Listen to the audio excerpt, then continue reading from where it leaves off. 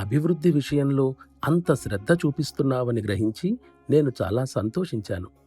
ఆ శ్రద్ధ ఎలా ఉండాలంటే, మిగతా ఆసక్తులన్నీ అందులో కలిసిపోయి నీ ఆధ్యాత్మిక అభివృద్ధి కొరకు, ఇతరుల అభివృద్ధి కొరకు అది అవసరానికి తగినట్లుగా ఉండేలాగా ఉండాలి. అయితే దీనికి సంబంధించిన అన్ని విషయాలలోనూ తానే నిర్ణయాలు తీసుకునేవానిగా భావించరాదు.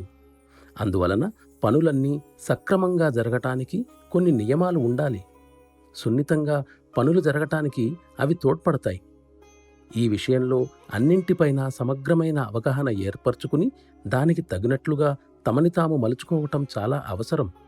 అందువలన అనవసరమైన పరిణామాలు నిరోధించవచ్చు. ఆధ్యాత్మిక పనులైనా భౌతికమైనవైనా చేయటానికి ఎల్లప్పుడూ మంచి మనసున్నవారు కావాలి. ఆధ్యాత్మికతతో సంబంధమున్న పనులు బయటకు ప్రాపంచికమైన వాటిగా కనిపించినప్పటికీ అందులోని ఆధ్యాత్మికపరమైన ఆధారాన్ని గమనించాలి. ఇందుకొరకు ఎవరైతే ఆధ్యాత్మిక సూచనలను గ్రహించటానికి తనను తాను నిలయంగా మార్చుకున్నారో అటువంటి గురువు సహాయం అన్ని విషయాలలోనూ తీసుకోవటం చాలా అవసరం.